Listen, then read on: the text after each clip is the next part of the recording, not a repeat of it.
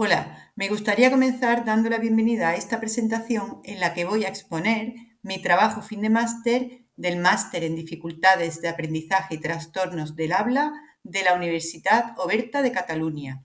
Se trata de un estudio de investigación en el área déficits de atención y lleva como título Influencia del uso de TICs en tareas de memoria visual, juego interactivo versus manipulativo. Ha sido realizado por la alumna Blanca Martínez Agrera bajo la tutela del profesor Eduardo Blanco Calvo. Este estudio ha finalizado en enero del 2023. En esta diapositiva se pueden ver los diferentes apartados y subapartados del estudio. Voy a empezar hablando de lo que son las tareas manipulativas y las TICs. Trataré también el tema de la memoria de trabajo visual. Cuando hablamos de tareas manipulativas en un contexto de aprendizaje, estamos pensando en actividades que han sido diseñadas para mejorar la destreza manual. Son cruciales para la autonomía y el desempeño personal y se asocian a la escritura y a una metodología de corte tradicional. Por otro lado, las tecnologías de la información y de la comunicación, o TICs, se consideran herramientas útiles que facilitan el almacenaje y la gestión de gran cantidad de información de naturaleza muy variada. Son capaces de responder bien a diferentes estilos de aprendizaje y por eso favorecen la inclusión y la diferenciación en el aula. ¿Y qué sería la memoria de trabajo visual? Consistiría en la habilidad para recordar objetos, eventos y palabras en forma de imágenes visuales por periodos cortos de tiempo.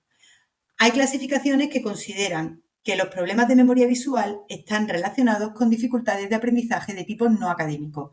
Las dificultades de aprendizaje de tipo académico guardarían relación con la memoria verbal. Sin embargo, hay estudios que sí que han encontrado asociación entre la memoria visual y las dificultades de aprendizaje de tipo académico, concretamente en las áreas de la lectura y la aritmética. Asimismo, se han establecido asociaciones entre la memoria visual y la función ejecutiva y la memoria visual y el TDAH. Si, como defienden algunos autores, los sujetos con déficit de atención obtienen un peor resultado en tareas de memoria de trabajo visual y teniendo en cuenta que las TICs han demostrado su eficacia para mejorar la atención, la motivación y los problemas de memoria, cabría esperar que la incorporación de la tecnología, siempre que se haga de manera adecuada, tenga efectos positivos en el aprendizaje del alumnado con déficit de atención. Contamos con diversidad de estudios que han encontrado que el uso de tecnología aporta ventajas en diferentes contextos y situaciones de aprendizaje respecto a esas mismas condiciones sin presencia de tecnología. Pero como decíamos antes, su uso puede ser negativo si no sabemos emplearla correctamente. En esta línea cabe destacar el planteamiento del diseño universal del aprendizaje, donde se proponen las pautas y principios que orientan el uso de las TICs para convertirlas en aliados del proceso de enseñanza y aprendizaje en educación. De acuerdo con todo lo expuesto hasta aquí, se planteó como objetivo principal de esta investigación estudiar las posibles diferencias en la ejecución de un juego de memoria visual dependiendo de la modalidad de presentación, en su versión manipulativa o interactiva. Para ello se incluyeron también dos objetivos concretos. El primero, con el fin de registrar y analizar el número de aciertos, fallos y omisiones de los participantes en ambas modalidades del juego. Y el segundo, centrado en comparar el rendimiento medio de los participantes en cada modalidad del juego, en base al número de errores y omisiones. Además, se incluyó un tercer objetivo que pretendía comparar la ejecución de los grupos en función del género de los participantes dentro de cada modalidad de juego y en base al tiempo de ejecución y al número de errores y omisiones. Una vez planteados los objetivos del estudio, se establecieron como hipótesis de la investigación que los participantes emplearían menos tiempo en el juego interactivo que en el manipulativo y que el grupo de los niños resolvería el juego interactivo en menos tiempo que el grupo de las niñas. A continuación, llevaré a cabo una descripción de cada uno de los apartados del método de la investigación. En lo que respecta a los participantes, hay que decir que en un inicio el estudio se realizó con un grupo de primero de primaria compuesto por 16 niños y 10 niñas. Para igualar el número de niños y niñas, en el mes de septiembre del siguiente curso académico se repitió el proceso con las 4 niñas mayores del nuevo grupo de primero de primaria. Además, posteriormente se eliminaron las puntuaciones más extremas de 2 de los niños del grupo inicial, quedando así la muestra igualada en número en lo que concernía al género de los participantes. Un segundo aspecto a comentar es que aunque se había decidido descartar los datos procedentes de sujetos que hubieran sufrido interrupción durante la realización del juego o que no hubieran podido terminarlo por algún motivo, no fue necesario aplicar estos criterios en ninguno de los casos y todas las puntuaciones fueron válidas. A la hora de hablar de los instrumentos, hay que apuntar que se eligió una tarea basada en imágenes y no en textos escritos por la edad de los niños y las niñas. Así se aseguraba que la ejecución no quedaba condicionada al dominio lector. Además, se optó por darle a la tarea un formato de juego de acción para garantizar la atención y el interés de los participantes. El juego consistía en encontrar las parejas de iguales en un total de 12 cartas que contenían sencillas imágenes de frutas de fácil reconocimiento. Para el juego interactivo se usó una página web llamada WordWall proyectada en un Chromebook. Al inicio, las cartas se mezclaban de forma aleatoria y momentáneamente se le asignaban números del 1 al 12. Cada vez que el participante hacía un intento, que consistía en tocar 2 cartas con el dedo en la pantalla, el juego proporcionaba feedback, tal y como puede verse en las imágenes de la diapositiva. Para la medición del tiempo, en este caso se recurrió al cronómetro que el propio juego proporcionaba de manera automática y la lista de control que aparece en la esquina inferior derecha de la diapositiva sirvió como sistema de registro de las puntuaciones relacionadas con aciertos, fallos y omisiones. El juego manipulativo mantuvo el mismo formato que el interactivo, pero las cartas se presentaban boca abajo sobre la mesa. Estas cartas fueron confeccionadas buscando imágenes en Internet lo más parecidas posible a las del juego interactivo. Se empleó el mismo sistema de registro para las puntuaciones sobre aciertos, fallos y omisiones, y para la medición del tiempo se usó el cronómetro de un teléfono móvil. El procedimiento seguido para describir y analizar si la modalidad de juego guardaba una relación significativa con el rendimiento a corto plazo de la memoria visual se basó en las respuestas de los participantes en cada ensayo, desde el momento de la presentación de las cartas hasta la emisión de la respuesta. La ley orgánica que se menciona junto al título de la diapositiva se aplicó para garantizar tanto la protección de la moral y ética de la investigación como la fidelidad en el uso de los datos recogidos. El primer paso consistió en conseguir la revisión y aceptación de la circular que sería enviada a las familias por parte de la directora del centro. Esta circular incluía una carta y un enlace para acceder a un formulario de Google.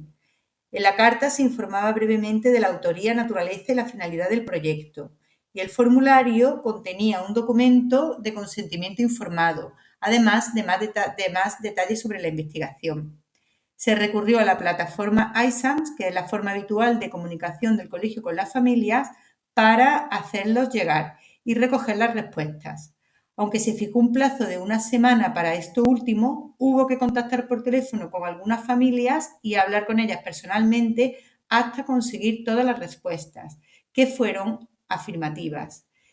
En la segunda fase, cuando se amplió la población de niñas, en el mes de septiembre del siguiente curso académico, hubo que prescindir de 2 de las 6 seleccionadas inicialmente.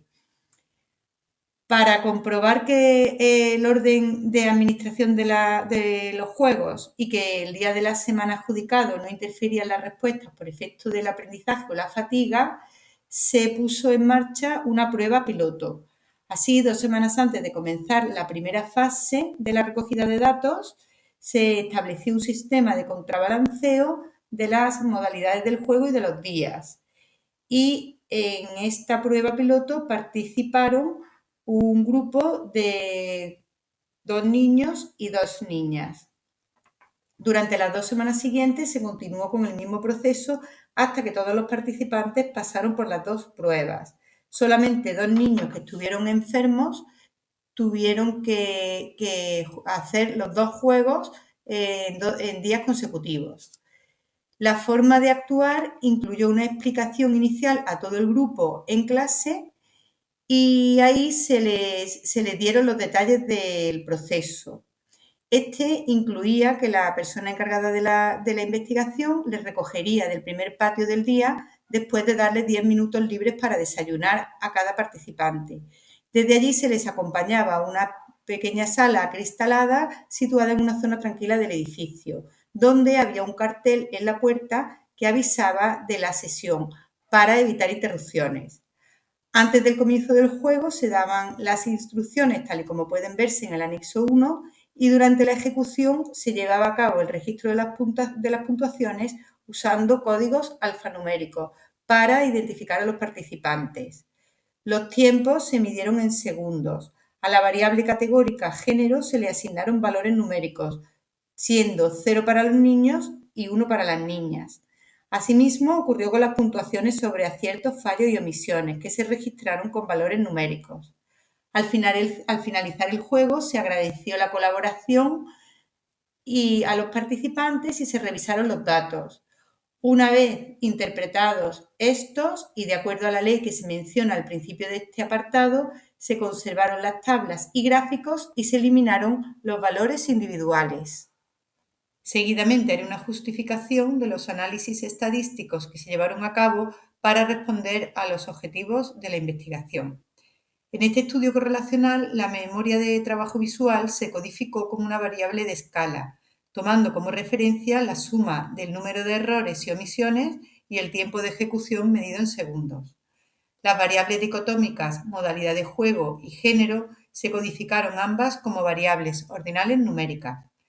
La matriz de puntuaciones tuvo como finalidad organizar los datos de los participantes. Hay que decir que en todos los casos se recogieron datos del tiempo de ejecución, de los aciertos, fallos y omisiones y que no se perdió ningún dato. Los análisis descriptivos llevados a cabo, consistentes en medias, medianas y desviaciones típicas, pretendían conocer el impacto de cada modalidad de juego en la memoria de trabajo visual. En la tabla 1 de la siguiente diapositiva se pueden ver los estadísticos descriptivos de la muestra. Para responder al principal objetivo de la investigación y comparar las puntuaciones del total de los participantes en cada modalidad de juego, se escogió una prueba paramétrica. En caso de que los resultados de esta supusiesen aceptar la hipótesis nula, no se habrían encontrado diferencias en el rendimiento de la memoria de trabajo visual dependiendo de la modalidad de juego. Pero la ausencia de una distribución normal de las puntuaciones en cuanto al número de errores en el grupo de las niñas en ninguna de las dos modalidades del juego hizo que se decidiera aplicar una técnica no paramétrica en un segundo lugar. Igualmente, para abordar las diferencias de género dentro de cada modalidad de juego, se optó por una prueba paramétrica en primer lugar. Y en este caso, también se recurrió a un estadístico no paramétrico para hacer una segunda comparación de las medianas. Aquí, aceptar la hipótesis nula supondría asumir que no se habrían encontrado diferencias significativas debidas al género dentro de las modalidades del juego, ni en la precisión ni en el tiempo de ejecución. Pasemos a ver los resultados del análisis estadístico de este estudio. Al aplicar la prueba de normalidad de Shapiro-Wilk recomendada para muestras pequeñas, que consideraba las puntuaciones de niños y niñas dentro de cada modalidad de juego, así como las puntuaciones tanto de los errores como del tiempo de ejecución, se obtuvo un valor algo menor de la significación para el grupo de las niñas en cuanto al número de errores en ambas modalidades del juego. Como puede verse en la tabla 2, esta desviación de la media no era demasiado marcada, por lo que se optó por una prueba T para muestras dependientes en primer lugar. Hay que decir que los resultados de esta no apuntaron a ningún indicio que hiciera pensar que existía una relación entre la modalidad del juego y el número de errores a la hora de encontrar las parejas. Tampoco la prueba de rangos de Wilcoxon, aplicada más tarde, mostró diferencias significativas en cuanto al principal objetivo de la investigación. Así, hubo en este caso que aceptar la hipótesis nula ya mencionada en el apartado anterior.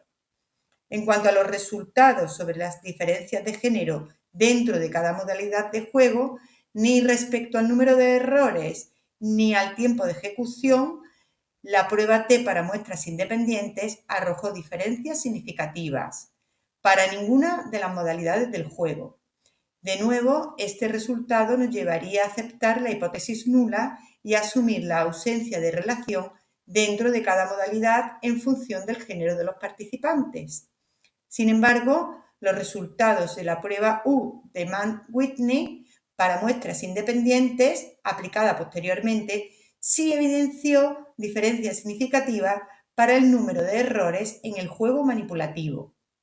Dado que en este caso se encontró que el valor central respecto al número de errores que cometieron niños y niñas en la tarea manipulativa no era igual al valor de la mediana global, se podía rechazar la hipótesis nula y asumir que las niñas cometían menos errores que los niños en tareas manipulativas.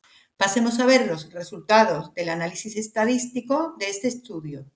Al aplicar la prueba de normalidad de Shapiro-Wilk recomendada para muestras pequeñas, que consideraba las puntuaciones de niños y niñas dentro de cada modalidad de juego, así como las puntuaciones tanto de los errores como del tiempo de ejecución, se obtuvo un valor algo menor de la significación para el grupo de las niñas en cuanto al número de errores en ambas modalidades del juego. Como puede verse en la tabla 2, esta desviación de la media no era demasiado marcada, por lo que se optó por una prueba T para muestras dependientes en primer lugar. Hay que decir que los resultados de esta no apuntaron a ningún indicio que hiciera pensar que existía una relación entre la modalidad del juego y el número de errores a la hora de encontrar las parejas. Tampoco la prueba de rangos de Wilcoxon, aplicada más tarde, mostró diferencias significativas en cuanto al principal objetivo de la investigación. Así, hubo en este caso que aceptar la hipótesis nula ya mencionada en el apartado anterior. En cuanto a los resultados sobre las diferencias de género dentro de cada modalidad de juego, ni respecto al número de errores ni al tiempo de ejecución, la prueba T para muestras independientes arrojó diferencias significativas para ninguna de las modalidades del juego. De nuevo, este resultado nos llevaría a aceptar la hipótesis nula y asumir la ausencia de relación dentro de cada modalidad en función del género de los participantes. Sin embargo, los resultados de la prueba U de Mann-Whitney para muestras independientes, aplicada posteriormente, sí evidenció diferencias significativas para el número de errores en el juego manipulativo. Dado que en este caso se encontró que el valor central respecto al número de errores que cometieron niños y niñas en la tarea manipulativa no era igual al valor de la mediana global, se podía rechazar la hipótesis nula y asumir que las niñas cometían menos errores que los niños en tareas manipulativas. Según lo anterior, habría que señalar algunas de las limitaciones de este estudio. En primer lugar, la asociación entre la modalidad de juego interactivo y el rendimiento de la memoria de trabajo visual podría haberse visto afectada por la demora entre ensayo y ensayo, dado el propio diseño del juego, que forzaba a una pausa para recibir el feedback sobre cada nuevo intento de emparejar las cartas que contenían las imágenes de las frutas. Así pues, este factor podría haber afectado el mantenimiento de las imágenes en la memoria de trabajo visual. Igualmente, se cuestiona aquí si los elementos animados que introducía el juego interactivo, consistentes en un movimiento aleatorio de las cartas antes de empezar la partida y los símbolos de un tic o un aspa proporcionados como feedback, beneficiaron o sobrecargaron la memoria de trabajo visual para algunos o para todos los participantes en el estudio. Además, en este estudio se desconocía la experiencia previa de los participantes con este tipo de juegos y cómo esto podría haber afectado a los resultados. En lo que respecta a las fortalezas de este estudio, habría que resaltar una considerable validez interna, debida a varios factores. Por un lado, la homogeneidad de la muestra, que propició un buen control de las variables sociodemográficas. Por otro lado, la estrategia de recogida de datos, que fue hecha por una única persona y en igualdad de condiciones para todos los participantes. Derivada de esta alta validez interna, tendríamos una buena fiabilidad de los datos y una fácil replicabilidad del estudio. En cuanto a las debilidades del estudio, el elemento más destacado sería la baja validez externa, debida a una falta de aleatorización de los participantes y del limitado tamaño de la muestra. Este factor pudo haber sido el causante de la ausencia de una distribución normal de las puntuaciones para el grupo de las niñas en el juego manipulativo en cuanto al número de errores cometidos. La baja validez externa no nos permitiría extrapolar los resultados de este estudio a otras muestras de la población. Otro aspecto que podría considerarse como una flaqueza del estudio residiría en el hecho de no haber considerado a priori factores como el diseño de los juegos en lo que respecta a las pausas y animaciones, que diferían en ambas modalidades. En lo que respecta a las fortalezas de este estudio, habría que resaltar una considerable validez interna, debida a varios factores. Por un lado, la homogeneidad de la muestra, que propició un buen control de las variables sociodemográficas. Por otro lado, la estrategia de recogida de datos, que fue hecha por una única persona y en igualdad de condiciones para todos los participantes. Derivada de esta alta validez interna, tendríamos una buena fiabilidad de los datos y una fácil replicabilidad del estudio.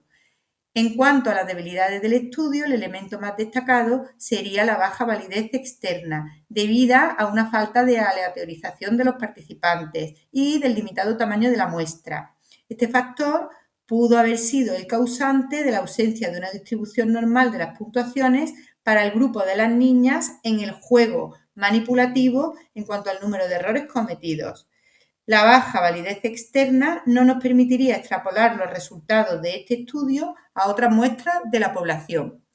Otro aspecto que podría considerarse como una flaqueza del estudio residiría en el hecho de no haber considerado a priori factores como el diseño de los juegos en lo que respecta a las pausas y animaciones, que diferían en ambas modalidades.